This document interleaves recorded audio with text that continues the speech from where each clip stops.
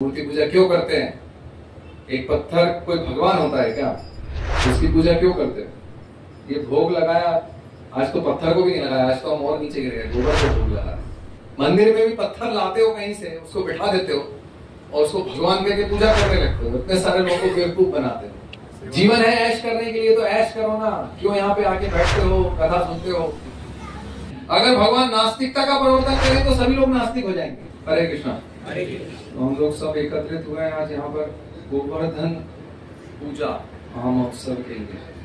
हालांकि मतलब पता नहीं यहाँ की गणना के अनुसार क्षेत्र की कब है, हमारे मध्य प्रदेश में 22 तारीख को है, तो पहले रखा है यहाँ पर कार्यक्रम। तो गोवर्धन जी यहाँ पे विराजमान है, पीछे भगवान है, दोनों में कोई भेद नहीं है। ये लीला ऐसी है कि भगवान पर्वत के रूप में पूजे जाते हैं। अगर आप पत्थर की पूजा करते हैं, मूर्ति की पूजा करते हैं, तो मैं पहाड़ को पूजता हूं। सुना ये? अगर पत्थर की पूजा से हरि मिले तो मैं पूजू पहाड़। अगर आप पत्थर पूजते हैं और कहते हैं कि उससे हरि मिल जाएंगे, तो मैं तो पहाड़ की पूजा कर लेता हूं, फिर तो मुझे हरि से बड़ा मिल जाएगा कुछ? हरि क्या चीज है? छोटा सा पत्थर पूजते हैं, आप कहते हैं कि ये भगवान है, तो मैं पहाड़ की पूजा करता हूँ। सुना ही?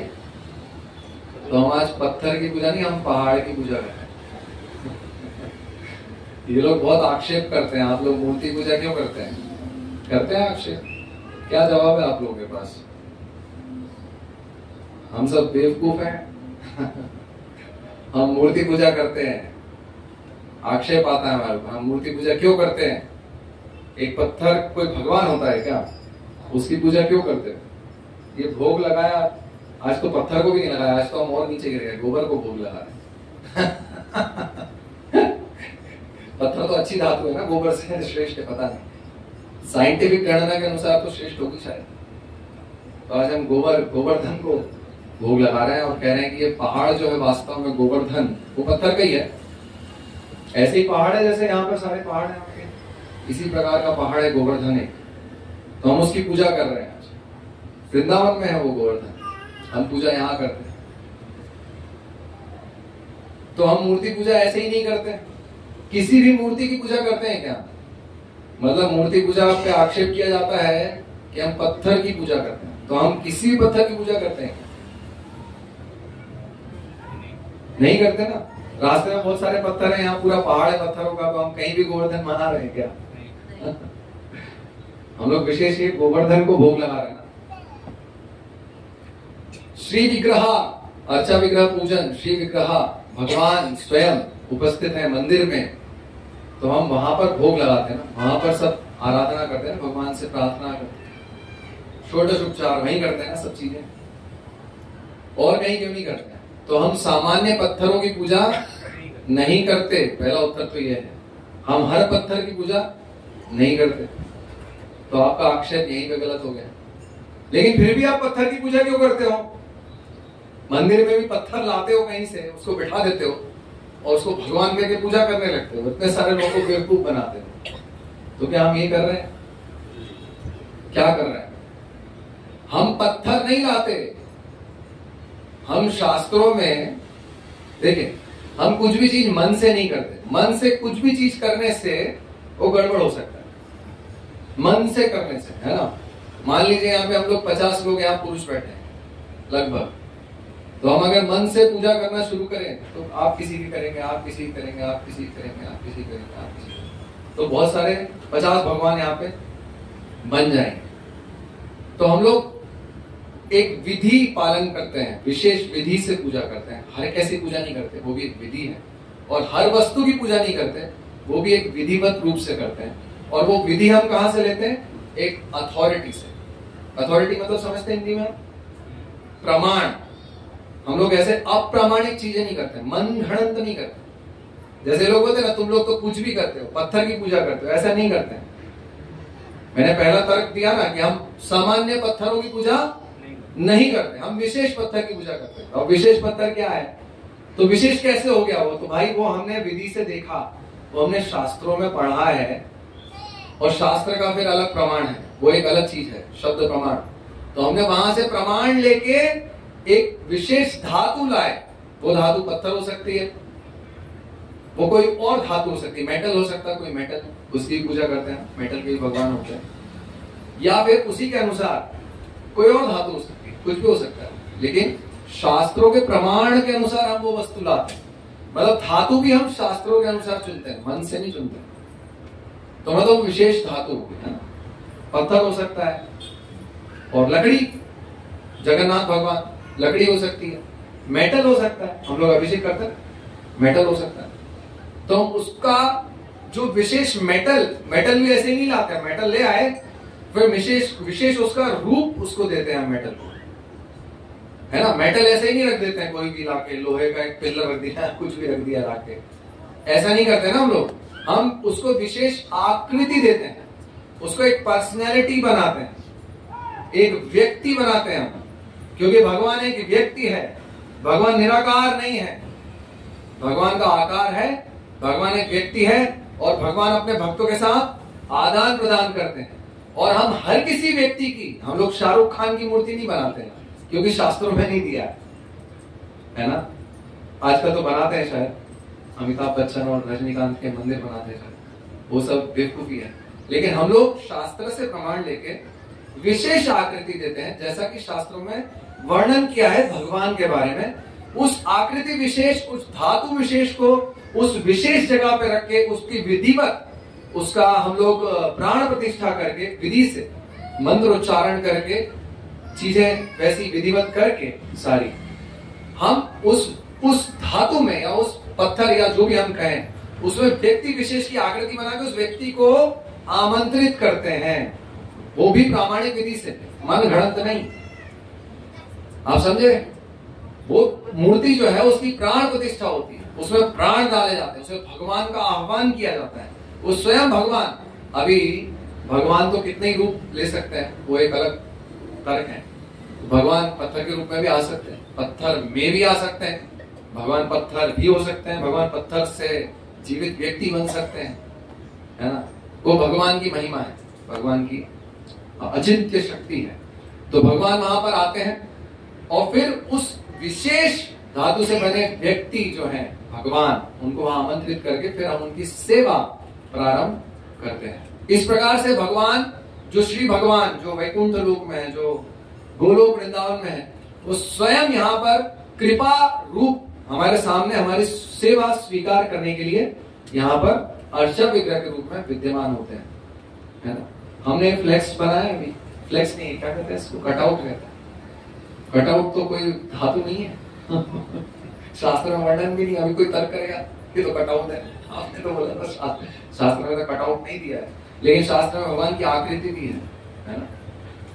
हमारा मन में एक विशेष व्यक्ति के बारे में जब हम स्मरण करते हैं, जब हम उसका चिंतन करते हैं, है ना, तब उससे संबंध बनता है ना। उस व्यक्ति से हम दूर हैं, लेकिन जब उसका हम आकृति देखते हैं, मान लीजिए, चलिए आप फोटो देखते हैं किसी की, तो उस व्यक्ति का स्मरण होता है, उसी व्यक्ति का होता है ना, किसी और का होता है क्या?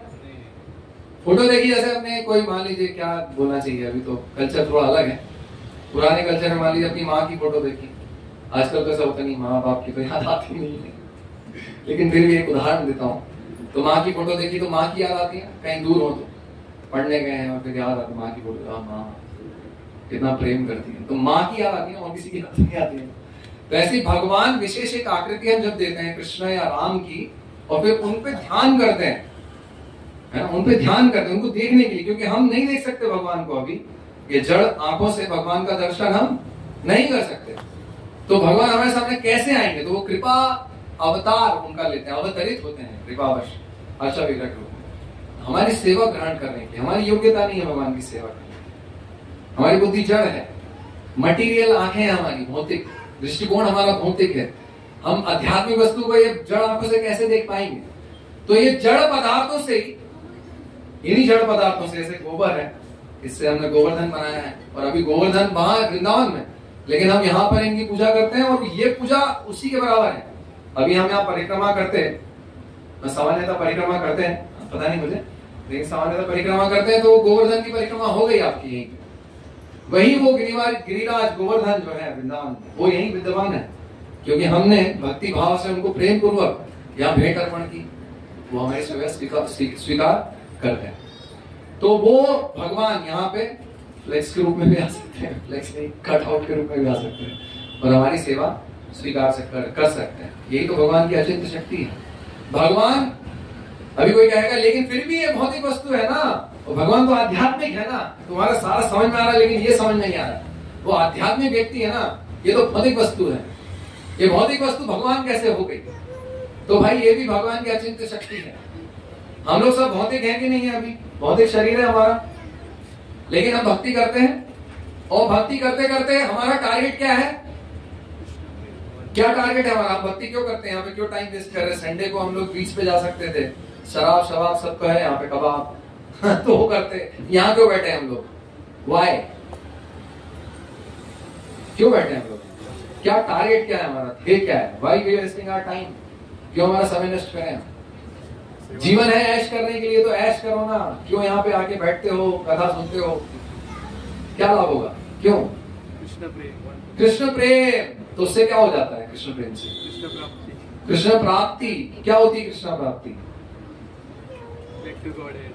बैक टू गॉड हेड कैसे होता है? बैक टू गॉड हेड भक्तों की सेवा, कृष्ण की सेवा, उससे क्या होता है? आप तो ये भौतिक जड़ पदार्थ, भक्त भी भौतिक है, आप भी भौतिक है, इससे क्या लाभ होगा? कैसे कृष्ण के पास कैसे बैक टू गॉड हेड कैसे हो गया? बीच में क्या है? हाँ क्या कहीं से आवाज आ रही है? हरिनाम है, ठीक है, वो भी नहीं, हमने शरीर से किया, जीव है, ईयर ड्रम है, कान, ये सब भौतिक जड़ है चीजें। इंद्रिया शुद्ध होती है हमारी करते करते, जो हमें ऋषिकेण ऋषिकेश सेवनम भक्ति उच्यते। तो इंद्रियों के स्वामी भगवान, इंद्रियों को भगवान की सेवा में लगाने से ये इंद्रियां कैसी हो जाती है? चिन्मयी। ये इंद्रियों की प्रकृति बदल जाती है, स्वभाव बदल जाता है। ये इंद्रियां कैसी हो जाती है? ट्रांसेंडेंटल, आध्यात्मिक हो जाती हैं। ये जड़ नहीं रहती फिर ये। लेकिन कैसे होता है फिर ये जड़ पदार्थ आध्यात्मिक कैसे हो गया?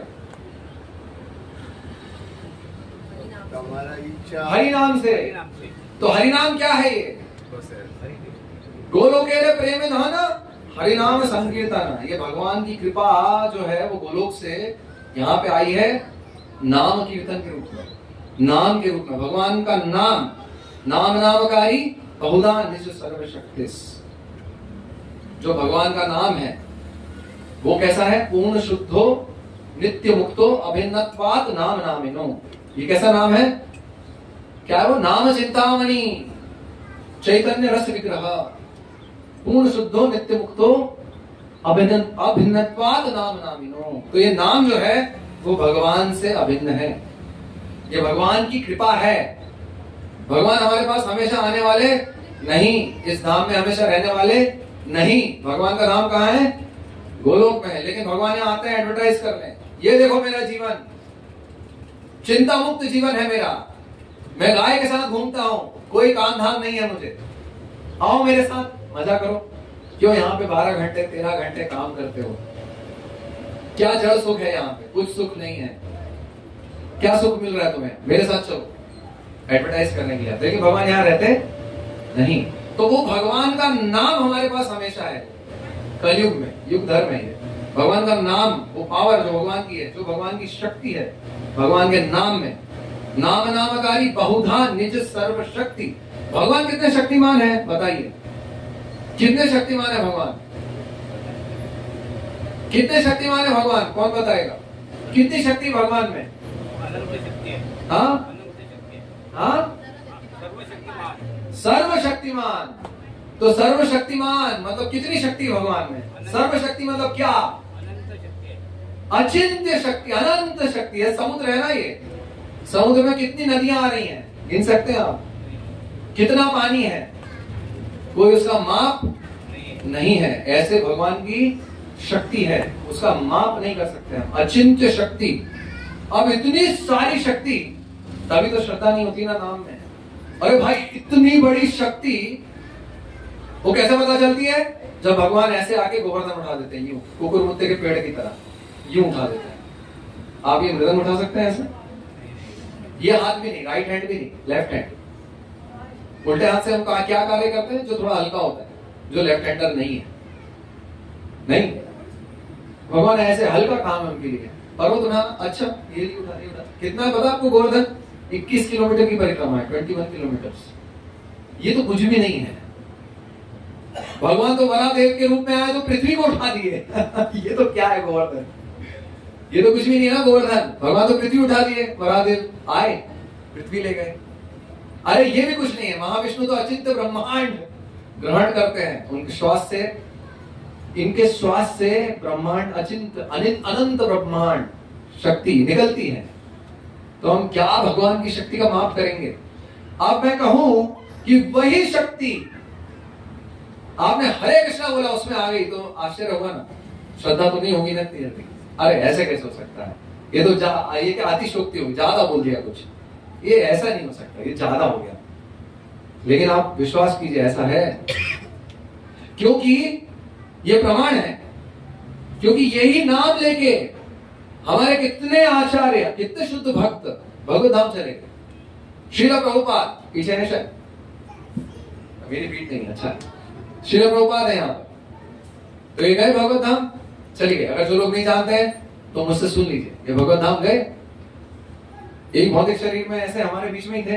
1977 में भगवत धाम चले गए। अभी शायद आने वाला ना डिसअपीयरेंस, 1-2 दिन में कुछ आएगा ना। ऐसे ही होता है, गोवर्धन पूजा के बाद आता है। हाँ 2-3 दिन बाद ऐसे कुछ आता है। तो अभी आने वाला डिसअपीयरेंस। तो उनका शरीर छोड़ के गए यहीं पे वृंदावन में। आप लोग वहां प्रणाम कर सकते हैं, दर्शन कर सकते हैं। तो श्रील प्रभुपाद यहाँ से गए। तो क्या होता है ना, ये भगवान का नाम लेने से, केवल भगवान का नाम लेने से हमारा आध्यात्मिकरण हो जाता है। ये श्रीमद् भागवतम सुन के, भगवान की लीला सुन के हमारा शरीर का आध्यात्मिकरण हो जाता है। यही तो भक्ति विधि है ना। भक्ति विधि क्या है?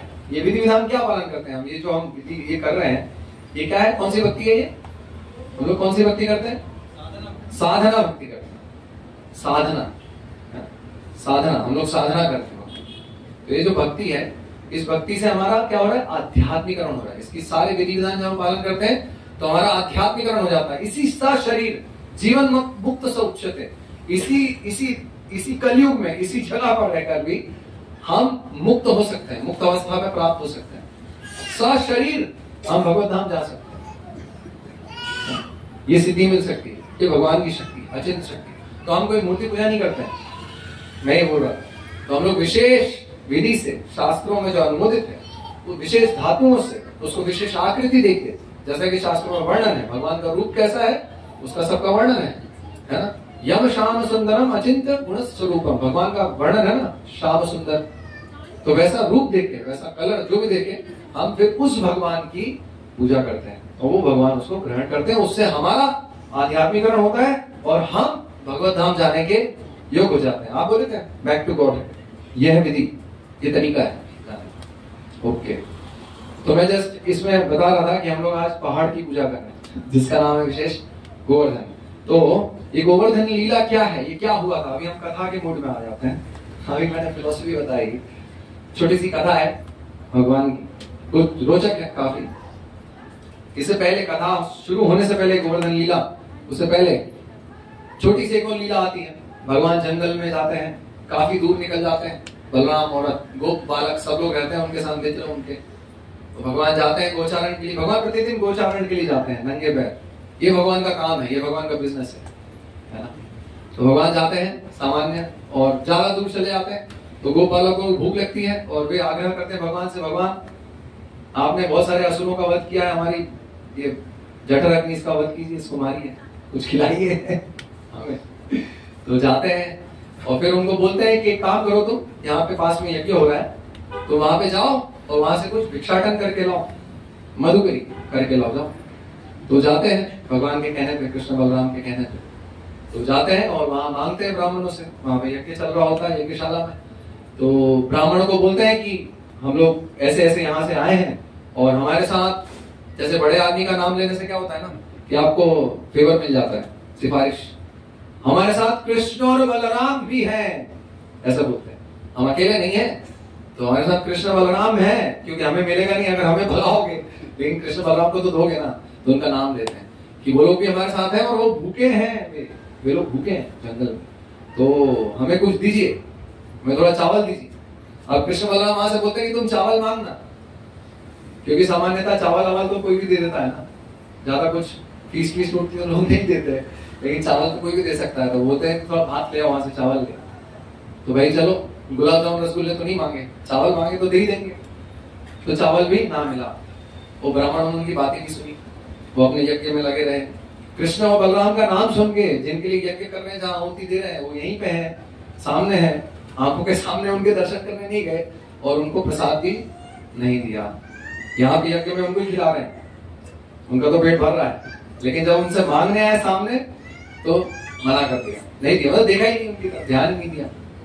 तो फिर वापस गए, गोप बालक निराश होकर जाते हैं उनके पास, कृष्ण बलराम के पास जंगल में, बोलते हैं अरे आपने भेजा था, हमारी तो सुनवाई नहीं हुई, वहां पे किसी ने सुना ही नहीं, उनके कान पे तो जू भी नहीं देंगी, ये तो अपने यज्ञ में लगे हुए हैं, हमने बोला भी कि कृष्ण बलराम आए तो भी कुछ ना मिला, अभी क्या करें। बोले निराश मत हो, भिखारी को कभी निराश नहीं होना चाहिए, हमेशा उत्साह रहना चाहिए, है ना। बुक डिस्ट्रीब्यूशन में हम लोग जाते हैं ना, अभी होगा, तो हम लोग ऐसे, हम लोग वहां पे भिक्षाटन करने नहीं जाते, उनका उद्धार करने जाते हैं, बस यही, कभी निराश नहीं होना चाहिए। जितना ज्यादा बुक दिखाते हैं उतनी ज्यादा बुक्स जाने की संभावना रहती है, जितने लोगों को आप मिलेंगे, जितने लोगों को दिखाएंगे, उतनी ज्यादा बुक डिस्ट्रीब्यूशन आपका होने की संभावना बढ़ेगी। तो यहाँ से भगवान उनको उत्साह देते हैं, जाइए फिर से, निराश ना होइए। अब लेकिन एक काम कीजिए, ग्राहक बदल लीजिए, आप उनकी पत्नियों के पास जाइए वे लोग तो ठीक लोग नहीं है, तो उनकी पत्नियों के पास जाइए, वे मेरी भक्त हैं, वे जरूर आपको कुछ ना कुछ देंगी। तो आप जाइए, वहां बताइए कृष्ण और बलराम भूखे हैं जंगल में, तो वहां जाइए। तो वहां जाते हैं बड़े उत्साह से, अरे फिर नया ग्राहक चाहते हैं, तो वहां जाते हैं, ब्राह्मण पत्नियों को बोलते हैं कृष्ण बलराम भूखे हैं, अरे वो तो बिल्कुल व्याकुल हो जाती है, कृष्ण और बलराम भूखे हैं तो सारा जो भी था सामग्री उठा के सीधे उधर चल पड़ी। यहाँ से उनके पति बोल रहे हैं, अरे कहाँ चली, यज्ञ में सहयोग चाहिए, क्योंकि अर्धांगिनी होती है ना पत्नी, 50%, बेटर हाफ 50%, तो यज्ञ में भी 50% सहयोग करती है, पीछे से सारी चीजों को अवेलेबल करती है, और ब्राह्मण तो व्यस्त रहते हैं यज्ञशाला में, उनकी पत्नियां उनकी सहयोग करती हैं। तो उनको कहा कहाँ चले आप, ये यज्ञ चल रहा है, अरे नहीं कुछ नहीं सुना, कृष्ण बलराम भूखे हैं, बस गए कृष्ण बलराम के पास और सारी सामग्री उनको अर्पित कर देते हैं। इसके बाद फिर कृष्ण बलराम जब और सब गोप बालक जब वापस लौट रहे हैं, तो वहां पर जोर शोर से तैयारियां चल रही हैं गांव में, वृंदावन में। क्या चल रहा है भाई, ये सब क्या हो रहा है, देख रहे नहीं, गोवर्धन में वहां पे तैयारियां चल रही हैं। तो पूछा कृष्णा ने, कृष्ण को तो पता ही है क्या चल रहा है, जिज्ञासा करते हैं, छोटे से बालक हैं, 6-7 साल के हैं वहां पे, और छोटे सब गोप बालक भी हैं साथ में, बलराम भी हैं साथ में। तो अभी इंद्र से झगड़ने जा रहे हैं, तो बलराम को साथ में रखा हुआ है, बल चाहिए। गए बलराम से, और बलराम के साथ जाते हैं भगवान, और नंद महाराज को पूछते हैं क्या चल रहा है, ये सब क्या चल रहा है, इतनी हड़बड़ी क्यों है, ये सब इतना अफरा तफरी का वातावरण क्यों है, किस चीज की तैयारी चल रही है, पता सब है, पूछ रहे हैं। तो वहां पर बताते हैं उनको कि अरे तुम जाओ ना, खेलो ना, क्या करना है, छोटे बच्चे क्या ध्यान देना है, तुम्हें क्या करना है, जाओ ना काम करो। सब लोग बोलते हैं अरे तुम क्यों यहाँ पे पूछते हो, प्रश्न करते हो, अभी सब व्यस्त है ना, जाओ अपना खेलो कूदो जाओ। लेकिन फिर जिज्ञासा करते हैं, नहीं मुझे जानना, मुझे बड़ी जिज्ञासा है, पिताजी आप बताइए, पिताजी बताइए। बार बार पिताजी पिताजी बोल के उनका ध्यान आकर्षित करते हैं, उनकी ममता आकर्षित करते हैं पिता की, बताइए ना पिताजी, बताइए ना पिताजी, क्या चल रहा है, क्या चल रहा है। तो बोलते ठीक है, कुछ बड़े बड़े जो लोग थे वहां पर, बोलते हैं वृद्ध लोग, ठीक है बता दो इसको, तुम्हारा ही बेटा है, आगे जाके करेगा, ये भी करेगा, तो सिखा दो, पूछ रहा है, पूछता है बच्चा है, सिखा दो, बता दो क्या कर रहे हैं, समय तो था नहीं, ठीक है बता देते हैं। तो वो यज्ञ बंद कराने आए थे, वैसे तो क्या सीखने वाले थे, कुछ सीखना ही नहीं था, उनको बंद कराना था, ये तो यज्ञ बंद करने का था। तो वहां जाते हैं, फिर उनको बोलते हैं कि ये क्या है, कि हम लोग इंद्र का यज्ञ करने वाले हैं, इंद्र की प्रसन्नता के लिए, क्योंकि जो भी हम चीजें प्राप्त करते हैं इस प्रकृति से, वो सब वर्षा से हमें प्राप्त होती है, पर्जन्यात् अन्न संभव, भगवान बोलते हैं भगवत गीता में, ये सब वर्षा से हमें मिलता है। और वर्षा के जो अधिष्ठाता देव है वो कौन है, इंद्र देव है। तो इसलिए हम उनको प्रसन्न करने के लिए सारी सामग्री आज उनको अर्पित करेंगे, उनके लिए यज्ञ करेंगे। तो अच्छा, सारी चीजें इंद्र से मिलती हैं, भगवान सुन रहे हैं। अच्छा सब चीजें इंद्र देता है, अच्छा भगवान देख रहा है, अच्छा इंद्र देते हैं, अच्छा। तो भगवान फिर वहां पे एक नया सिद्धांत स्थापित करते हैं, हालांकि वो भगवान है लेकिन एक नास्तिकतावाद का प्रवर्तन वहां पे शुरू करते हैं। कर्म मीमांसा सिद्धांत भगवान वहां बोलते हैं, उनको शुरू करते हैं भगवान। अभी भगवान यहाँ पे उल्टा ज्ञान देना शुरू करते हैं। कभी कभी भगवान भक्त बनाने के लिए उल्टा ज्ञान भी देते हैं। तो भगवान उनको इंद्र की पूजा छोड़ने के लिए ये ज्ञान शुरू करते हैं। क्या बोलते हैं भगवान, ये इंद्र सब कुछ देता है क्या? अच्छा ये वर्षा इंद्र देते हैं क्या? और वर्षा सब कुछ होता है क्या? बोलते हैं हाँ सब वर्षा इंद्र देते हैं और वर्षा से सब कुछ होता है। अच्छा तो भगवान बोलते हैं लेकिन ये जो पेड़ पौधे हैं ये तो यज्ञ नहीं करते, इनको तो पर्याप्त पानी मिलता है, ये तो यज्ञ नहीं करते। और अन्य जीव जंतु ये तो यज्ञ नहीं करते, इनको अपनी सारी व्यवस्थाएं मिल रही है ना, तो आप क्यों यज्ञ करते हैं? आपको भी मिल जाएगा, जैसे इनको मिल रहा है आपको मिल जाएगा।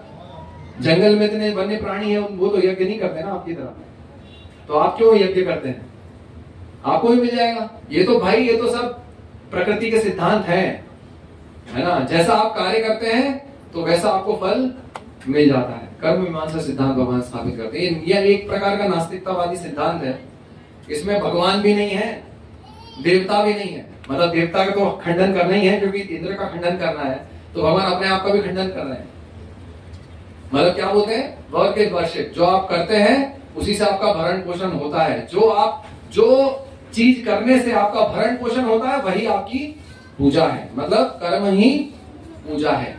जो आप कार्य करते हैं उससे आपका भरण पोषण होता है, तो वही आपकी पूजा है। आपने बहुत सुना होगा ना, आप बोलते हैं, आप बाहर जाएंगे बोलेंगे कि कृष्ण भगवान है, इनकी पूजा करना चाहिए, भगवत गीता है इसको पढ़ना चाहिए, तो लोग क्या बोलते हैं, अरे भाई हम तो कर्म पूजते हैं, हमारा कर्म ही पूजा है। वर्क इज वर्शिप, क्योंकि वो कार्य करने से ही उद्यमेन ही सिद्ध्यन्ति कार्याणि न मनोरथैः। भाई उद्यमेन ही सिद्ध्यन्ति, मेहनत करने से, काम करने से ही काम सिद्ध होते हैं, है ना। लक्ष्य प्राप्त होता है, जीवन की सारी वस्तुएं प्राप्त होती हैं, है ना। ऐसे बैठे बैठे खाना प्राप्त नहीं होता, यज्ञ करने से कुछ करना पड़ता है उसके लिए। तो भगवान बोलते हैं देखो अगर आप कार्य करोगे तो ये इंद्र विंद्र कुछ नहीं है, ये नेचर प्रकृति भगवान ने सुना होगा ना आपने, नेचर इज गॉड। हम तो प्रकृति की पूजा करते हैं, ये सब देती है हमें, तो ये प्रकृति ही सब कुछ है। ये गोवर्धन जो है ना, ये सब कुछ है, वहीं सामने गोवर्धन था, ये सब कुछ है। देखो यहीं पे घास है, अपनी गाय चलती है, देखो नंद बाबा पिताजी, ये सब गाय है ना जो हमारा भरण पोषण करती है, ये हमारी पूजनीय है ना।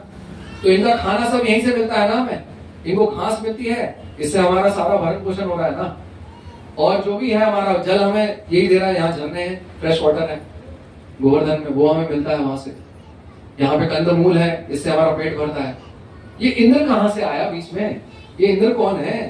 ये नॉनसेंस, इसकी पूजा नहीं करनी, हटाओ उसको। अब इंद्र वहां सुन रहे हैं, इंद्र को गुस्सा दिला रहे हैं, उकसा रहे हैं भगवान का टारगेट ही वो है, अभी इसको उकसाना है, इसको टेस्ट करना है। ये इसकी पूजा करते हैं ना इंद्र की। अभी मैं दिखाता हूं कि इंद्र क्या है और मैं क्या हूं, ये भगवान का टारगेट है। तो भगवान यहां से इंद्र की निंदा कर रहे हैं। वो क्या करेगा इंद्र? कुछ नहीं करेगा। हाँ, इंद्र आता है क्या आपका पेट भरने के लिए? आप काम नहीं करोगे तो क्या इंद्र भर देगा आपका पेट? हम बोलते हैं ना ऐसा, लोग बोलते हैं ना भाई काम नहीं करोगे तो क्या भगवान कृष्ण खिलाएंगे तुम्हें? कौन खिलाएगा? काम करो, समझे? यही है भगवान तुम्हारा काम।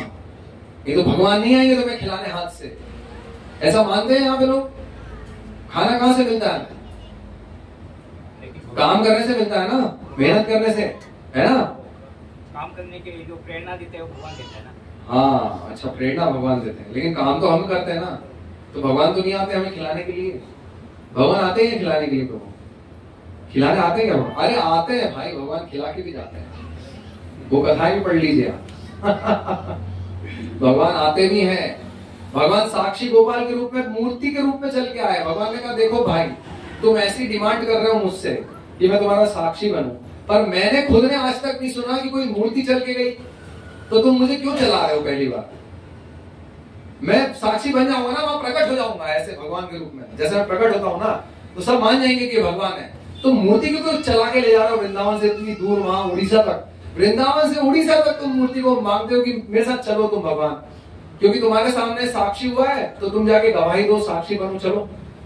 तो भगवान को बुलाते, चैलेंज करते भक्त आज तुम्हारे भक्त की निंदा हो रही है, वो असत्य बोला, ऐसा हो जाएगा अगर आप नहीं आए। आप मेरा धर्म बचाइए, आप चलिए। तो भगवान मूर्ति के रूप में खड़े थे, गोपाल, साक्षी गोपाल, सुना है कहानी? मूर्ति के रूप में खड़े थे, वो चल के गए एक भक्त के कहने पे, उनके पीछे पीछे। उनको बोला तुम पीछे देखना मत, नहीं तो वहीं रुक जाऊंगा, मैं तुम्हारे पीछे चलूंगा। तो मुझे पता कैसे चलेगा कि आप मेरे पीछे चल रहे हैं? आप मुझे उल्लू बना रहे हैं, आप तो छलिया हैं, कुछ भी बोल सकते हैं, अपने वचनों से बदल जाते हैं आप, तो मुझे कैसे पता चलेगा कि आप मेरे पीछे चल रहे हैं? तो बोलते हैं मेरे पायल की छन छन सुनते रहना बस, लेकिन पीछे मत देखना, पीछे देखोगे तो मैं वहीं खड़ा होता हूँ, मूर्ति बन जाऊंगा फिर से। तो वो जाते हैं और उड़ीसा तक, वृंदावन से उड़ीसा तक भगवान जाते हैं। कितनी कथाएं है ना ऐसी। भगवान प्रसाद लेते हैं, वो भक्त देते हैं और प्लेट खाली हो जाती है। हमारी तो खाली नहीं होती है क्योंकि लेकिन प्लेट खाली हो जाती है। एक्चुअली ये भी खाली हो जाता है, पता आपको? ये जो हम भोग रखते हैं यहाँ पे, ये खाली हो जाता है, पता आप लोगों को? ये भगवान ने ग्रहण कर लिया है, वास्तव में यहाँ कुछ भी नहीं है, लेकिन भगवान ने वापस दे दिया है, क्योंकि भगवान जानते हैं कि हम लोगों का शरीर भौतिक है और हमें खाना चाहिए, हम मर जाएंगे, तो भगवान कृपा अवश्य देते हैं। लेकिन जो भक्त भगवान को, जिनको खाने पीने की पड़ी नहीं है ना, नींद की, तो भगवान खा लेते हैं और वो देखते हैं कि भगवान खाली है, अरे कुछ नहीं बचा, और भगवान से झाड़ते हैं बस ऐसा होता है रियली। ये गोलोक का जीवन है, यहाँ भगवान ये सब लीलाएं करने आते हैं, दिखाने आते हैं। तो भगवान की अचिंत्य शक्ति है, भगवान आ भी सकते हैं। तो भगवान बोलते हैं इंद्र कुछ नहीं है, ये भगवान कुछ नहीं होता है। काम करोगे तो मिलेगा, नहीं करोगे नहीं मिलेगा। सिंपल सिद्धांत है कर्म का, ये लागू होता है हर चीज पे, इसको मान लो आप, ठीक है।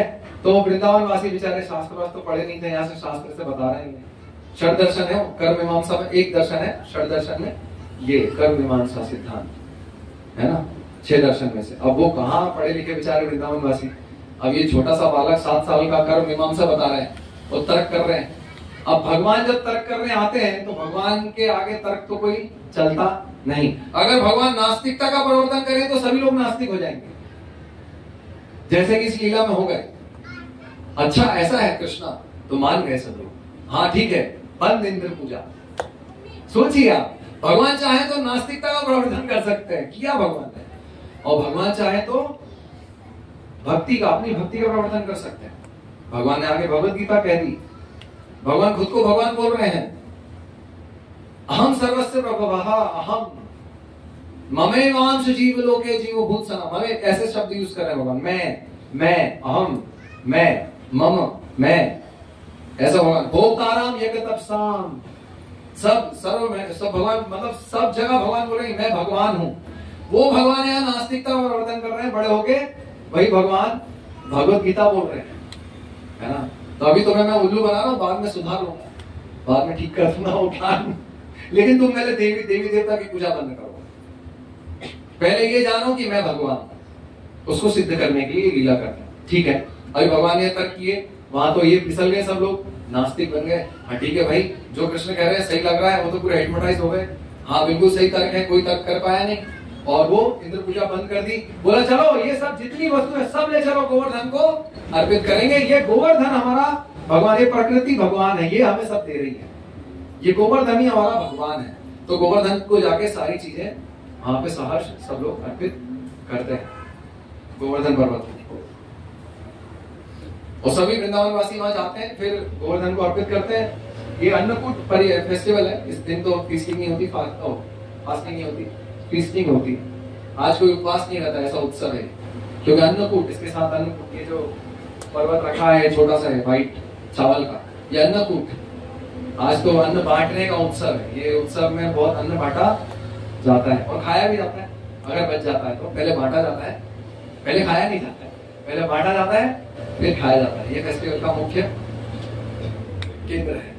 तो फिर ये करते हैं और फिर सभी गौओं को सजाते हैं और फिर परिक्रमा गौओं के साथ करते हैं वृंदावन में से। इसी प्रकार से हम लोग भी यहाँ पे एक ऐसे गौ पूजा भी होती है, शायद गाय आप लाए पता नहीं, शायद इसलिए गौ पूजा भी होती है इसलिए। तो इस प्रकार से इस पर्व को मनाया। अभी इंद्र रुष्ट हो चुके हैं, पर्व तो मन रहा है, लेकिन वहां इंद्र का गुस्सा उबाल पे है। अब इंद्र ने कहा कि जाओ संवर्तक, ये संवर्तक कौन है? ये प्रलयंकारी बादल है। तो ये संवर्तक जाओ और इन सबको नष्ट कर दो, सबको पानी में धो दो, सबको धो के मारो सबको। ये मेरी पूजा, मेरा बहिष्कार, मेरा सम्मान करते हैं ना, आज इनको पता चलेगा कि इंद्र क्या चीज है। नाश कर दो, ये गोवर्धन में इतना पानी बरसाओ कि ये गोवर्धन जो है वो धूल में परिवर्तित हो जाए। मैं जाऊंगा वज्रपात करूंगा इस गोवर्धन पे, इसको धूल बना दूंगा। इस पर्वत को ये भगवान मानते हैं ना, आज मैं दिखाऊंगा कि ये पत्थर है, ये भगवान नहीं है। यही होता है ना कि औरंगजेब आया तो सब पत्थर तोड़ दिए ना इसमें, ये भगवान नहीं है। मैं बताऊंगा आज कि भगवान कौन है। तो इंद्र आता है अपने दर्प, जो इंद्र का दर्प है, अहंकार है, उसी को तोड़ना है भगवान को, उसी को उकसा रहे हैं, उसको चरम सीमा पे ला रहे हैं। तो इंद्र भेजता संवर्तक, जाओ मैं पीछे आता हूँ ऐरावत पे बैठ के, इनका सर्वनाश करेंगे ना। तो जाते हैं संवर्तक, और बारिश कैसे होती है पता नहीं, गोवा में आपके यहाँ बारिश होती होगी, लेकिन यहाँ पे जैसे खंबे होते हैं ना, खंबे, उस प्रकार से जल की वर्षा होती है, ऐसे पिलर्स जैसे। इतना हैवी रेनफॉल प्रलय के समय होता है, जो इतना पानी गिरता है। तो भगवान देखते हैं कि अच्छा अभी इंद्र का गुस्सा, भगवान तो बहुत हंसते खेलते, अभी मजा आने वाला है, अभी पिक्चर शुरू। तो भगवान जाते हैं, आओ सब गोवर्धन से, चिंता ना करो मैं हूं ना। भगवान जाते हैं और मुरली एक हाथ में लेते हैं राइट हैंड में, और लेफ्ट हैंड से वो गोवर्धन जो 21 किलोमीटर की परिक्रमा है उसको लेफ्ट हैंड से ऐसे, वो भी कौन सी उंगली में, इस उंगली से हम कौन सा कार्य करते हैं क्या कोई सा। तो भगवान ऐसे ही, ये फालतू है तो ऐसे उठा लेते हैं उसको, और ऐसे खड़े हो जाते हैं वहां पे, उसको लेके बोले आओ सब लोग नीचे आ जाओ।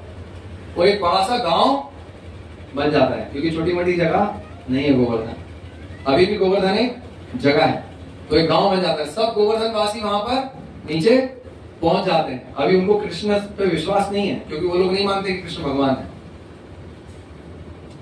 एक बात ऐसी है कि यहाँ पे शहर में जो लोग रहते हैं नास्तिक लोग, वो नहीं मानते कि कृष्ण भगवान है, नास्तिक लोग। और यहाँ पे वृंदावन के भक्त जो है वो नहीं मानते कि कृष्ण भगवान है।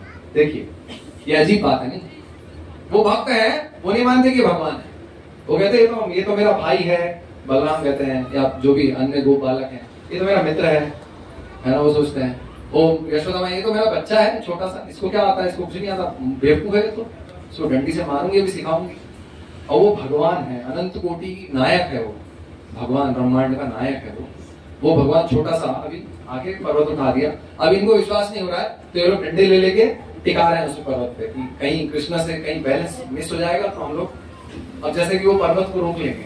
और वो पर्वत है 21 किलोमीटर का, और कृष्ण ऐसे उठा दिए, किसी की जरूरत नहीं पड़ी उस समय। अब ये लोग वहां पे लकड़ी से ठेल रहे हैं, लकड़ी से पकड़ के खड़े कि अभी कृष्ण कहीं ये पर्वत गिर नहीं जाएगा, बच्चा है इसको क्या। देखते हैं, एक बार जब देखा तो अद्भुत भगवान, और फिर भूल जाते तुरंत। भगवान की अचिंत्य शक्ति उनको कवर कर देती है, उनको आवृत कर दे, भूल जाते हैं। ओ भगवान, अरे ये सामान ने कैसे उठा लिया इसने, और तुरंत फिर अरे तो छोटा, अरे नहीं उठा पाएगा, अरे डंडे से उठाओ, सब डंडे टिका देते हैं वहां पे। उसको भगवान भूल जाते हैं ये भगवान है। और भगवान भी नहीं चाहते, भगवान भी छुपे रूप में रहते हैं, और भगवान नहीं चाहते कि मैं भगवान बनूं यहाँ पे, है ना। जैसे कि अमिताभ बच्चन अपने घर में, अमिताभ बच्चन रहता है क्या, मैं अमिताभ बच्चन हूँ, दूर रहो।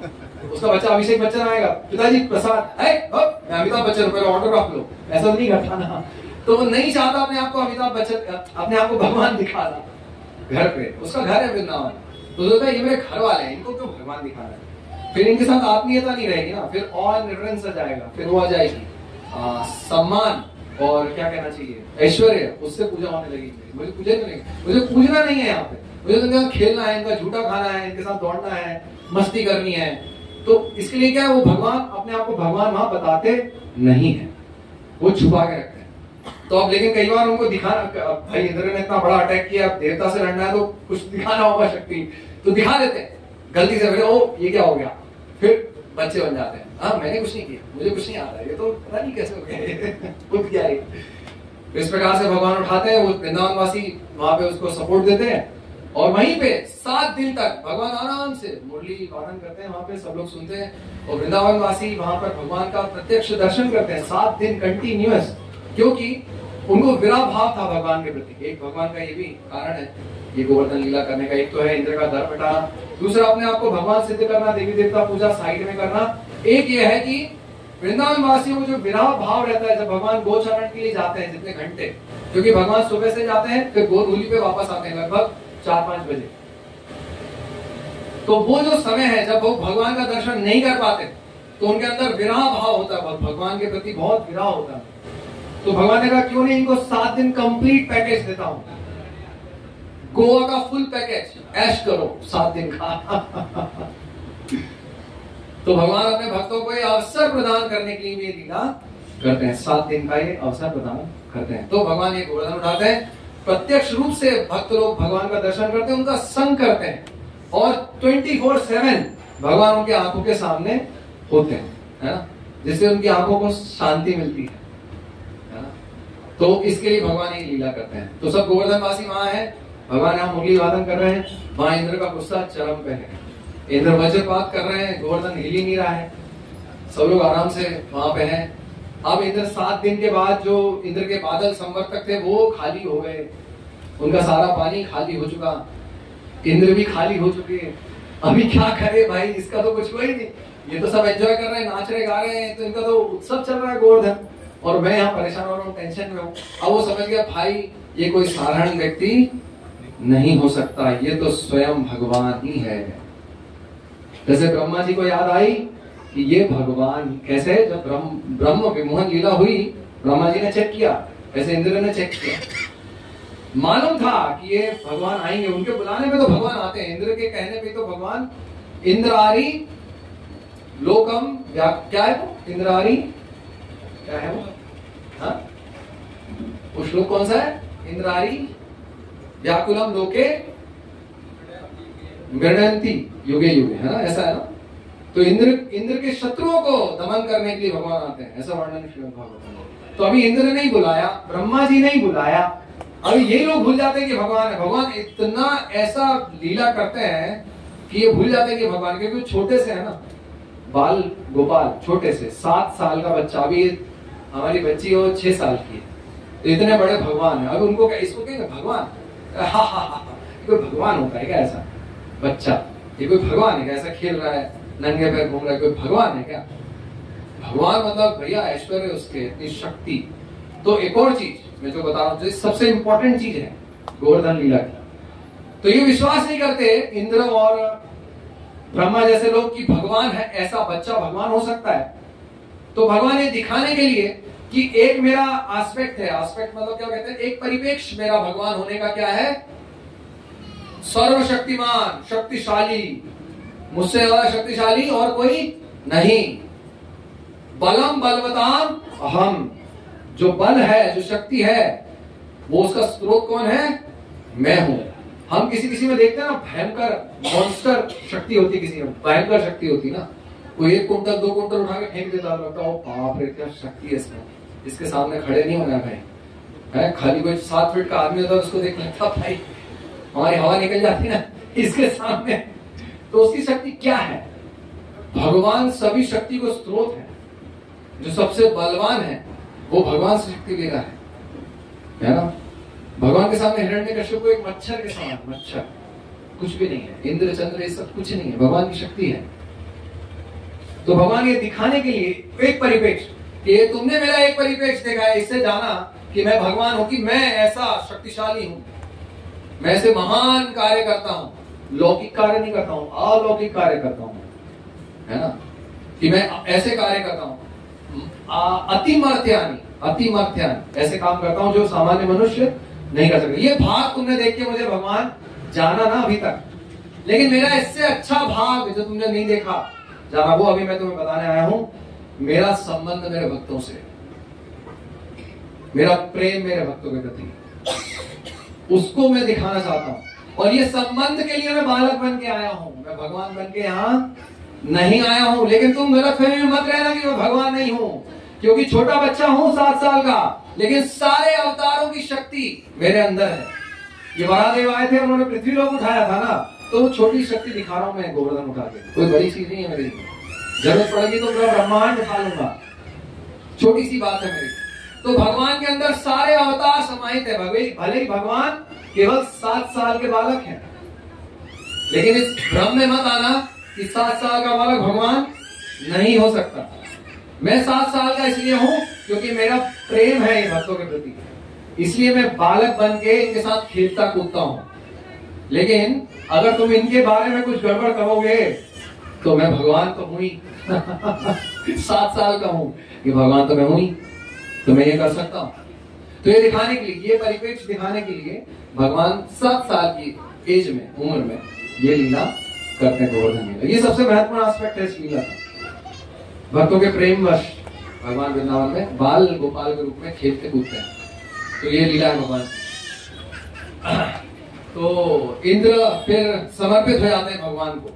ये भगवान की शक्ति देख के, ये भी भगवान की शक्ति, भगवान ने कुछ किया नहीं, भगवान ने, इंद्र का कोई विरोध नहीं किया भगवान ने, तुम बरसाओ, तुम्हें जो करना है करो तुम्हें जितना शक्ति का वो करना है प्रदर्शन कर लो, तुम थक जाओ, पूरे एग्जॉस्ट हो जाओ। तो भगवान ने एक लीला में ये भी दिखाया कि तुम एक साधारण देवता हो और मैं हूं भगवान। तो भगवान और देवी देवता में एक मुख्य अंतर क्या है कि देवताओं की शक्ति जो है वो है एग्जॉस्टेबल। एग्जॉस्टेबल यानी समझते हैं आप क्या है कि उसका क्षय हो जाता है। क्षय यानी समझते हैं हम लोग, वो खत्म हो जाती है, क्योंकि वो शक्ति जो है, वो देवी देवता जो है वो भौतिक शक्ति है। भौतिक भोग की पराकाष्ठा है स्वर्ग लोक में, लेकिन है भौतिक ब्रह्मांड में। 14 भुवन ये ऊपर से नीचे यही जाना आना है। अच्छे कार्य करेंगे ऊपर जाएंगे, बुरे काम करेंगे नीचे जाएंगे। आप भी इंद्रचंद्र बनेंगे, अच्छे कार्य करेंगे, ब्रह्मा भी बन सकते हैं, होंगे भी कभी आप ब्रह्मा। विश्वास नहीं होता, नहीं होता ना, यहाँ कैसे बैठ गए भाई ऐसे, लेकिन हो सकता है आप ब्रह्मा जी थे, आप इंद्र थे, never know। लेकिन अभी यहाँ आ गए, इंद्र भी सुअर बन गया था भक्तों की अप्रसन्नता की वजह से। तो वो इंद्र की शक्ति जो है वो भी भौतिक है, वो देवता है। भगवान अचिंत्य है, भगवान की शक्ति अचिंत्य है, लेकिन देवी देवताओं की सीमित है। तो 7 दिन में उनका रिचार्ज खत्म हो गया फिर से रिचार्ज टॉप अप करना पड़ता फिर तपस्या करनी पड़ेगी, यज्ञ बल आदि, यज्ञ से तो उनको शक्ति मिलती है। और यज्ञ भगवान ने बंद कर दिया, यहाँ पे हवा निकाल ली, ऊपर से जो शक्ति बची थी वो भी निकलवा दी। तो इंद्र ने कहा अरे भाई मैं आपको समर्पित, अब मेरे पास और शक्ति नहीं है, आप भगवान हैं। अभी मैं समझ गया, मेरा मुकुट आपके चरणों पे, वास्तव में आप भगवान हैं। तो ये लीला से भगवान ये दिखाना चाहते हैं कि मेरी शक्ति, मैं कभी भगवान कभी थके ही नहीं, भगवान ऐसे ही खड़े रहे। भगवान जब जामवन से युद्ध करने जाते हैं, जामवन से, तो वर्षों युद्ध चलता है, भगवान थकते नहीं, जामवन थक जाते हैं। जब जामवन थक जाते हैं तो कहते हैं आप कोई साधारण व्यक्ति नहीं, आप परम पूर्ण पुरुषोत्तम भगवान राम है, बताइए आप इस रूप में क्यों आए, कौन है आप? तो बोला मैं कृष्ण हूं, वही राम हूं तुम्हारा स्वामी हूं मैं, जिससे तुम युद्ध करते हो। तो जामवन समर्पित तो भगवान जहां पर बल दिखा के समर्पण होना है वो भी करते हैं, जैसे हिरण्यकशिपु का दमन करके, असुरों का दमन करके, उनको शमित करके भगवान अपनी शक्ति से अपना वो कहना चाहिए, क्या कहना चाहिए, वर्चस्व प्रकट करते हैं और स्थापित करते हैं। और जब जरूरत ना पड़े तो भगवान ऐसे खेल में, क्रीड़ा में भी लोगों को शक्ति से हरा के, एग्जॉस्ट करके और अपना बल प्रकट करते हैं और अपने आप को भगवान स्थापित करते हैं। तो इंद्र जब एग्जॉस्ट हो गए तो उन्होंने भगवान को समर्पण कर दिया, और फिर भगवान ने उनका जब दर्द टूट गया तो भगवान, तो एक और भगवान का गुण है क्षमा कर देना। क्योंकि भगवान क्यों क्षमा कर देते हैं, भगवान पता है आपको क्यों कर देते हैं भगवान? क्योंकि भगवान सर्वशक्तिमान है, इसलिए भगवान क्षमा भी कर देते हैं। क्योंकि भगवान से ज्यादा शक्ति किसी में है भी नहीं। भगवान चलो बच्चा है, गलती हो गई। पिता होता है ना, पिता तो बहुत बलवान होता है ना, बच्चे से बुद्धिमान, बलवान, सब चीज ऐश्वर्यशाली। तो वो बच्चे को क्या, उसको बच्चे की गलती का गौर से, बच्चा गलती करता है तो छोड़ेंगे? अरे ऐसे नहीं करते ना, छोड़ देते हैं, क्षमा किया, बच्चा है। तो भगवान क्या सर्वशक्तिमान है, पिता है वो सबके। अरे बच्चा है, गलती हो गई, ब्रह्मा जी ये सब बच्चे हैं, ठीक है, गलती करते हैं, कोई बात नहीं, भगवान माफ कर देते हैं। मैं इंद्र को भेज देते हैं, जाओ, अभी तो मैं बस ये सिखाना था और मैं थोड़ा इनके साथ थोड़ा करना था, खेलना कूदना था, हो गया। अभी पिक्चर खा था, जाओ, अभी तो हो गया। अभी गोवर्धन पूजा स्थापित हो गई, अभी मेरा भक्त आनंद लेते रहेंगे गोवर्धन पूजा का। हर वर्ष इसी समय गोवर्धन पूजा होती है। वर्षा का समय चला गया है, लेकिन फिर भी इंद्र ने इतनी वर्षा कर दी है, अभी तो नहीं की है, अभी इंद्र कुपित नहीं है, अभी शांत हो चुके हैं। उस समय बहुत वर्षा करी, तो वर्षा का समय होने के बाद ये अक्टूबर में हमेशा लगभग अक्टूबर नवंबर के शुरुआत में गोवर्धन पर्व आता है। और इसी प्रकार से हम लोग बहुत सारा प्रसाद, इसमें मेन चीज क्या है, बहुत सारा प्रसाद अर्पित करना भगवान, एम्पल प्लेंटी ऑफ प्रसाद, जितना बना सकते हैं, जितने वैरायटी भगवान को अर्पित कीजिए। और भगवान को अर्पित करने के बाद क्या करना है, हमें खाना है नहीं, भगवान को अर्पित करने के बाद भक्तों को अर्पित कीजिए, भक्तों को अर्पित करने के बाद स्वयं ग्रहण कीजिए, अच्छे से ग्रहण करना है। वो मैं सुनता था साउथ में ऐसे कुछ ब्राह्मणों की श्रेणी है, पता नहीं गलत भी हो सकता, मैंने सुना है कि वो लोग प्रसाद लेते लेते पीछे सो जाते हैं, इतना खा लेते हैं कि वहीं पीछे व्यवस्था रहती है, वहीं सो जाते हैं। ऐसा मैंने सुना है। मतलब ब्राह्मणों की अलग अलग कैटेगरी होती है, कई लोग अच्छा भी देते हैं प्रसाद और कई लोग एकदम विरक्त होते हैं, वो एकदम सिंगल स्किनी होते हैं, एकदम हड्डी विरक्त होते हैं, वो भी कैटेगरी। तो ऐसा है। तो अभी तो भगवान ने आज हमें विशेष कृपा प्रदान की, अन्नकूट है आज, तो आज खूब अच्छा प्रसाद ग्रहण कीजिए और नाचिए गाइए कीर्तन कीजिए, भगवान की सेवा में निमग्न रहिए और ये आनंद का अनुभव हमेशा करते रहिए। जड़ यहाँ पे आनंद नहीं है, ये सब कि हर एक आधा किलोमीटर 500 मीटर में यहाँ पे शराब की दुकान और मांस की दुकान है सब। हम वहाँ जाते हैं, वहाँ बीच में, तो वहाँ लोग बैठते हैं और वो जिंदा जीवों को खाते हैं, लॉबस्टर और पता नहीं क्या खाते रहते हैं वो बैठ के। फिर राक्षस हो यहाँ आके, कम से कम प्रकृति में बैठे हो राक्षस, तो कम से कम यहाँ तो राक्षसी प्रवृत्ति अपनी बात मत निकालो। बेचारे वही उसी प्रकृति में आगे वही जीवों को वहीं से समुद्र से निकाल के वहीं टेबल पे बिठा के खा रहे हैं और समुद्र देख रहे हैं और आनंदित हो रहे हैं। ये कोई आनंद है क्या? और पीछे वो म्यूजिक चल रहा है, क्या क्या भगवान है, ये आनंद है क्या वास्तव में? ये राक्षसी प्रवृत्ति है, ये तमोगुण, घोर अंधकार, ज्ञान। रियली देख के बहुत दुख होता है, इतनी सुंदर प्रकृति हम यहाँ देख रहे हैं। मतलब मैं कभी जीवन में इस क्षेत्र में नहीं आया और इस क्षेत्र का अभी हम गए रास्ते में पांडव गुफा है, इतना इस क्षेत्र में पांडव जैसे आए, शायद पता नहीं चैतन्य महाप्रभु भी आए हो, पता नहीं मुझे, इतना मतलब पवित्र भूमि है, इसका क्या नाश किया है लोगों ने। कम से कम जो गोवा के निवासी हैं उन लोगों को तो एक आंदोलन चलाना चाहिए कि ये राक्षस प्रवृत्ति यहाँ से हटाइए।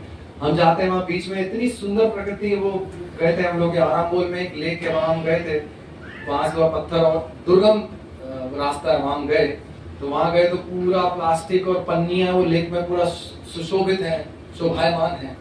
एक जगह पे हम कह रहे बाप रे, इतना सुंदर प्रकृति और क्या नाश किया। बियर की बोतलें, वहां पे वो बैठे हैं और वहां लेक के सामने लेक व्यू है, वहां पे बैठे हैं और वहां शराब पी रहे हैं और लेक को देख रहे हैं। और लेक उनको देख के कह रहा है, अरे सर्वनाश करने वाले असुर, यहाँ बैठ के तुझे मदिरा पान करना है, यहाँ इतनी सुंदर प्रकृति है, कम से कम इसका दर्शन कर ले। वो समुद्र की आवाज इतनी सुंदर, इतनी मधुर है, वहां पक्षी आते हैं, इतना प्राकृतिक, इतनी अच्छे वहां पे ध्वनि होती है समुद्र की। वहां पे वो सुन के जप करना चाहिए, भले ही पैदल घूम के वहां जप कर सकते हैं, भक्त लोग कीर्तन कर सकते हैं, बुक डिस्ट्रीब्यूशन कर सकते हैं। तो वहां पे वो असुर लोग वो चल रहा है और वो समुद्र की आवाज खत्म हो रही है, वो प्रकृति की पूरा साउंड खत्म हो जाता है। क्या जरूरत है तुम्हारे स्पीकर वहां समुद्र तक ढोने की और बजाने की? कितना परिश्रम करते हैं ये उद्यमी लोग, लेकिन भगवान की तरफ कोई इनका एक भी रुझान नहीं, ना कोई विश्वास, ना कोई भगवान की तरफ ध्यान। कितनी अच्छी व्यवस्था है, इतना सुंदर प्रकृति है यहाँ पे। मैं तो मतलब मोहित हो गया। मतलब चाहे तो यहाँ रह सकता है कोई आदमी, आप लोग सब यहीं पे, आप लोगों का जन्म हुआ इतनी अच्छी सुंदर जगह पर, कितना अच्छा यहाँ पे भक्ति का वातावरण हो सकता है। पूरा आसुरिक कर दिया है पूरा इसको, सर्वनाश हो रहा है, आप बचाइए इसको। पता नहीं, यहाँ तो मुट्ठी भर लोग बैठे हैं और वहां असुरों की टीम बहुत बड़ी है, वो नरकासुर का वध हो रहा है, सबको इसके अंदर डाल के दीजिए। तो फिर शायद फिर से नए अच्छे भक्त पैदा होंगे, शायद, आशा है वास्तव में। तो आप लोगों से आशा है कि आप लोग यहाँ पे आते हैं नित्य प्रति और भगवान की कथा सुनते रहते हैं, तो आप लोगों के हृदय में ये भक्ति स्फुरित हो, भगवान के नाम लेने में आपकी रुचि हो। रुचि ऐसी होगी, नाम लेने से रुचि होती है, भक्तों का संग करने से नाम में रुचि होती है। तो ये भगवान का नाम जो है, ये युग धर्म है, इसको अच्छे से लेना है ना। भगवान स्वयं इस नाम में है, भगवान की सारी शक्ति इस नाम में है। हमें विश्वास नहीं है, लेकिन हम दूसरे भक्तों को देखते हैं जो हमसे ऊपर हैं, जो हमसे प्रगत हैं, उन पर विश्वास करके हमें ये नाम ध्यान से लेने का प्रयास करना चाहिए इस ध्यान क्या करना है कि ये भगवान का नाम जो मैं ले रहा हूं, ये भगवान खुद है स्वयं, ये भगवान स्वयं है और ये सर्वशक्तिशाली है। इससे वास्तव में लोगों का कल्याण हो रहा है। वास्तव में आप देखेंगे, आप जाएंगे ऐसे ही जप करते हुए तो कई लोग हरे कृष्णा बोलते हैं आपको, तो क्या आप महान है क्या? आपको देख के बोल रहे हैं क्या? अगर आप पैंट शर्ट में जाएंगे तो कोई आपको हरे कृष्णा बोलेगा क्या? कोई वैल्यू नहीं है आपकी। एक कथा आती, एक गधा था, तो वो गधा घूमता था बाहर, उसके ऊपर भगवान विराजमान थे, मूर्ति भगवान की, तो सब लोग उसको प्रणाम करते थे। तो वो गधा सोचता था देखो मैं कितना महान हूं, सब मुझे ही प्रणाम करते थे। तो एक दिन क्या हुआ, उसके मालिक ने वो मूर्ति हटा दी गधे के ऊपर से और गधे को भेज दिया, जा अब तू बेटा वृंदावन में घूम। तो कोई प्रणाम ही नहीं करा उसको। तो गधा ऐसा हो गया बेचारा, अरे यार मेरी वैल्यू खत्म हुई, क्या भाई ऐसा क्यों हो रहा है मेरे साथ? तो फिर देखता है भगवान नहीं है पीठ पे, तो मेरी वैल्यू नहीं है, भगवान की वैल्यू है। एक्चुअली मैं भगवान को धारण करता हूँ, अगर मैं तिलक धारण करता हूँ, भगवान अकेले नहीं है, भगवान कृष्ण उनकी संस्कृति है। Krishna is with his culture, Krishna's culture. तो अगर हम ये संस्कृति भूल जाएंगे, ये सब ये उर्दंग लीला में लग जाएंगे जो बाहर हो रही है, ये संस्कृति हमारी भारतीय चली जाएगी। ये पैंट शर्ट हमारा परिधान नहीं है, बुरा मत मानिएगा, है ना, मैं आपको इंगित इसलिए कर रहा हूँ। वास्तव में ये पैंट शर्ट हमारा परिधान नहीं है, ये हमारा परिधान है, ये भारत की संस्कृति है। अगर हम ये पहनते हैं, तिलक धारण करते हैं, हम भगवान को धारण करते हैं, भगवान की सारी शक्ति धारण करते हैं, भगवान अपने सारे पार्षदों, सारे आचार्यों की शक्ति हमारे अंदर प्रवाहित करते हैं, तब हमें शक्ति आती है कि हम कुछ बोल पाते हैं, हम कीर्तन कर पाते हैं, हम मृदंग बजा पाते हैं, हम करताल बजा पाते हैं। हमारी वाणी से दूसरों के जीवन परिवर्तित हो जाता है, उनके जीवन में परिवर्तन आता है, प्रभाव आता है। तो ये सब शक्ति भगवान की हम धारण करते हैं। हमारे अंदर कोई शक्ति नहीं, हम तो जड़ पदार्थ। हमारा कनेक्शन भगवान से है, आत्मा का कनेक्शन है भगवान से। ये शरीर जड़ है, लेकिन जब हम क्रियाएं करते हैं शरीर से, मैं पिछले लेक्चर में यहाँ पे बता रहा था, खैर मेरा वो टॉपिक नहीं है लेकिन मैं जस्ट बता रहा हूँ, शरीर उपार्जन के लिए भी हम अपने कार्य अगर भगवान को समर्पित करें, चलिए मान लीजिए शहर में रहते हैं, कहीं कुछ कार्य करते हैं, जो भी धन हमें मिलता है उससे कुछ भाग भगवान की सेवा में लगा, या धन मिलता है या व्हाटएवर, हम किसान है मान लीजिए, कुछ उगा रहे हैं तो कुछ भगवान को दिया, चावल दिया, अनाज दिया, कुछ धन कमाते हैं। अगर हम 12 घंटे वहाँ बैंकों में नौकरी करते हैं या कॉर्पोरेट में नौकरी करते हैं, कुछ भगवान को लाके देना चाहिए, कुछ तो भगवान को दें हम। वैसे तो हम क्या देते हैं भगवान को, तेरा तुझको अर्पण, क्या लागे मेरा, मेरा क्या लग रहा है, सब तो तेरा ही है, तो तुझे दे रहा हूँ, मेरा लग क्या रहा है, मेरा कुछ भी नहीं लगा, लेकिन फिर भी हम नहीं देते, इतने कृपण है ना। तो ये भावना हमारे अंदर विकसित होनी चाहिए कि मुझे भगवान को कुछ देना है। भगवान, अभी हम गए समुद्र में ऐसे करके भगवान को जल दे, तो समुद्र का हमने दिया क्या जल समुद्र में, कि हमें किराए से लेना पड़ रहा है? ये जल तो समुद्र में पहले से ही था ना, ये भगवान का ही है, वही हमने भगवान को उठा के अपना भाव उसमें जोड़ के दे दिया भगवान को, केवल भाव जोड़ा। हम लोग कुछ नहीं, हम लोग एकदम गरीब भिखारी हैं, कुछ नहीं है हमारे पास। हो सकता है हमारा बंगला हो 5 करोड़ का यहाँ पे, या 20 करोड़ का, पता नहीं व्हाटएवर, या 20 लाख की गाड़ी हो, लेकिन वास्तव में हम लोग निर्धन हैं, भिखारी हैं। Nothing is us, nothing belongs to us, zero. हमारा शरीर हमारा नहीं है। किस चीज को हम देख रहे हैं? 24 घंटे आईने में बाल ये ऊपर नीचे करना, जेल लगाना, क्या है ये सब, क्यों करना है? वहां दर्शन कीजिए तो आत्मा का दर्शन कीजिए, सोचिए कि मैं, ये शरीर मुझे मिला है, ये शरीर वापस नहीं चाहिए, भगवान को देना है ये शरीर, इसलिए इस शरीर का ध्यान रखना पड़ता है। तो जो भी आप शरीर के ध्यान में जितना समय खर्च करते हैं, उसको कुछ भगवान की सेवा में डालें, है ना। ये केंद्र का लाभ होगा आपको, इसका लाभ उठाइए और इसी जीवन में भगवान के धाम जाइए, है ना। और इस प्रकार के उत्सवों में उत्साह से भाग लीजिए। हरे कृष्णा।